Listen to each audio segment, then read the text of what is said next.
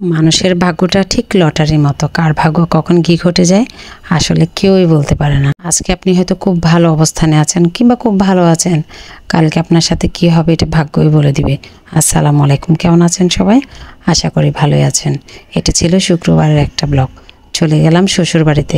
ওমা যাওয়ার পর দেখি বাইরে ভীষণ রকমের বৃষ্টি। দাঁড়িয়ে দেখতেছিলাম যে এত সুন্দর ভিউ।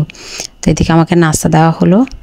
বোনের মতো একটা যা পেয়েছি, যাই হোক গেলে একটু নাস্তা পানিতে আসলে দুষ্টামি করছি। আমি বরাবরই মানা করি আমাকে কিছু দেওয়ার দরকার নেই, কিন্তু না, সে তো ছাড়বে না, খেতে হবে, আমাকে বসায় রাখার চেষ্টা কি আর করা, সে তো ছাড়বে না। তো নাস্তা করার পর তো চলে গেলাম রাতের রান্নাবান্না। বেশ গল্প সল্প করেছিলাম, করার পর রাতে রান্নায় চলে গেলাম।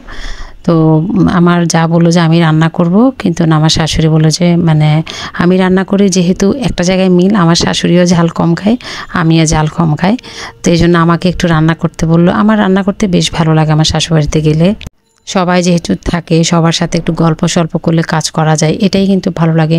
আমি যখন আমার নিজের বাসায় থাকি তখন একা একা থাকি, রান্না করে একা একা খেতে হয়, সেই জিনিসটার মধ্যে কোনো আনন্দ নেই। আসলে একসাথে যখন সবাই একসাথে মিলেমিশে থাকি, খাওয়া দাওয়া করি, সেটার মধ্যে আলাদা একটা আনন্দ। যাই হোক, রান্না করছি কী কী দেখেন, সেটা হচ্ছে ইলিশ মাছ আর একটা সবজি রান্না করব আর মুরগি রান্না করবো, আর আগের কিছু তরকারি তো আছে। খুব ভালো রান্নাবান্না পারি তা না, যেটুকু পারি চেষ্টা করি। আমার ওই রান্নার মজাটাই কেন জানি দিন দিন হারিয়ে যাচ্ছে, আমি জানি না কেন। হয়তো রান্নার মনোযোগটা আমি হারিয়ে ফেলছি। আসলে মানুষের ব্যস্ততা বেড়ে যায়, মানুষের টেনশন বেড়ে যায়, তো ওই কারণে হয়তো বা প্রত্যেকটা নারীরই দেখবেন কি 30-এর পর অনেক কিছু চেঞ্জ হয়ে যায়। আমারও হয়তো বা এরকম হয়েছে। চেষ্টা করি সবাইকে খুশি করার, কিন্তু দিন শেষে আসলে কি সবাইকে খুশি করতে পারি? আমি যেটা বলছি, মানুষের জীবনটা একটা লটারির মতো, কার ভাগ্যে কী আছে কেউ বলতে পারে না। হয়তো ভালো, হয়তো খারাপ, ওই লটারির ভাগ্য নিয়ে কিন্তু মানুষ এগিয়ে যায়। আসলে আমরা সবসময় ভাবি এটা মেয়েদের ক্ষেত্রে, আসলে মেয়েদের ক্ষেত্রে না, একটা ছেলেদের ক্ষেত্রেও। দুজনের সম্পর্কটা ভালো থাকা, স্বামী স্ত্রীর মধ্যে ভালো সম্পর্ক থাকা, পরিবারের মধ্যে ভালো সম্পর্ক থাকা, আমার মনে হয় যে এটা একটা ভাগ্য। সুখে থাকবো ফ্যামিলি নিয়ে, এটা একটা ভাগ্য লাগে। তো এই তো, সবাই সবার যার যার জীবন নিয়ে ভালো থাকুক। আমি আলহামদুলিল্লাহ ভালো আছি, যেটুকু আছি নিজেকে নিয়ে ভালো থাকতে চাই। এই যে আমি মুরগিটা বসিয়ে দিচ্ছি, আর এখানে ক্যামেরাম্যান হচ্ছে আমার যা, বলতে পারেন ছোট যা, নতুনই তো। তো সে আমাকে খুব সুন্দর করে ভিডিও করে দিচ্ছে, এটা আমার জন্য অনেক কিছু। এই যে আমি যে একা একা ভিডিও করতে পারছি না, সে আমাকে ভিডিও করে দিচ্ছে। আমি হয়তো তাকে বলছি না, কিন্তু সে নিজে থেকে এসে ভিডিও করে দিচ্ছে, এটা আমার জন্য অনেক কিছু। তো সম্পর্কটা আসলে টিকে রাখার জন্য দুই পক্ষ থেকে হতে হয়, অনেক সময় এক পক্ষ থেকে টিকে রাখার চেষ্টা করতে হয়। ধরুন আপনার এক পক্ষ খারাপ, আর এক পক্ষ যদি ভালো থাকে, আমার মনে হয় সম্পর্কটা কোনো না কোনোভাবে ভালোই থাকে।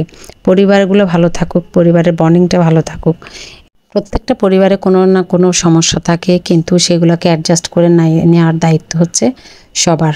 সব দিক থেকে অ্যাডজাস্ট করে নিতে হবে, তাহলে পরিবারগুলো আসলে সুন্দর থাকে। এই যে আমাদের নতুন সদস্য আমার শ্বশুরবাড়িতে, আমার বাচ্চারা তো এই বিড়ালটার জন্য পাগল। সত্যি একটা লক্ষ্মী বিড়াল, সে কি সুন্দর করে তাকায় থাকে, চাহনিটা খুব মায়াবী। তো আমি তো কখনো বিড়াল পালিনি, কাউকে দেখিও নি ওভাবে, তো সামনাসামনি ওভাবে বিড়াল কখনো দেখিনি। আর আমি ভীষণ ভয় পাই, এরকম পশু টশু দেখলে ভীষণ ভয় পাই, কিন্তু খুব আদরে, দেখেন কি আদর খুঁজে। আমার বাচ্চারা তো এটার জন্য রীতিমতো পাগল হয়ে গেছে। এখানে আসলে আমি টিকাইতে পারি না, সে মনোযোগ থাকে কখন সে দাদার বাড়ি যাবে, বিড়ালের সাথে কথা বলবে, খেলবে। তো আমার জায়ের বিড়াল এটা, ওর বিড়াল পালা খুব পছন্দ। এটা এক একজনের একটা শখ, প্রত্যেকটা জায়গায় প্রত্যেকের শখের অবস্থানটাকে আসলে প্রায়োরিটি দেওয়া উচিত। মানুষ যখন নতুন পরিবারে আসে তখন কি চায়, তাকে সবাই সাপোর্ট করুক। এর থেকে আসলে আমার মনে হয় না কোনো মানুষই কিছু চায় বা কোনো মেয়ে কিছু চায়।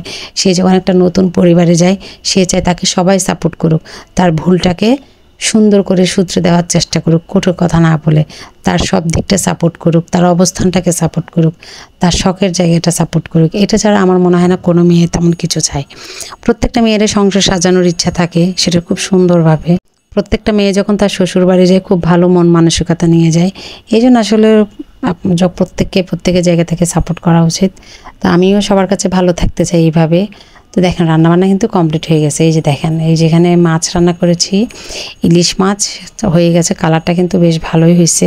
আমি চেষ্টা করেছি আমার শাশুড়ি যাতে খেতে পারে, ওই যে আমার শাশুড়ির অনেক সমস্যা, তো এই জন্য ওভাবেই চেষ্টা করেছি। দেখেন ধোয়া উঠে গেল। আর এর মধ্যে আমি সবজি ভাজিটা দিয়ে দিচ্ছি, এটা হচ্ছে পেঁপে আর একদম বরবটি দিয়ে একটা সবজি। তো এটা আবার আমার কাছে বেশ ভালো লাগে, রুটি দিয়েও খাওয়া যায়। তো হলুদ দিয়ে রান্না করবে, আমি আর তেমন কিছু দিই না, হলুদটা একটু উপরে দিয়ে দিব এইটুকুই। আর এই তো এখানে একটু মিক্স করে নিচ্ছি, লবণ দিয়েছি।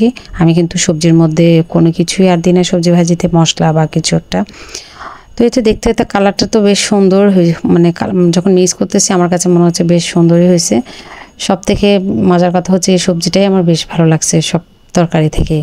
আসলে রান্নাবান্না হচ্ছে একটা আর্ট, যে যেটাই রান্না করুক খুব যত্ন করে ভালোবেসে রান্না করলে সেই রান্না কিন্তু মজাই হবে। আর যদি মজাই না হোক, আমার কাছে মনে হয় কেউ যদি একটা রান্না করলো মানে খাবারটা একদমই মজা হয় না, আমার কাছে মনে হয় না যে তাকে বলা উচিত তোমার রান্নাটা একদমই ভালো হয়নি।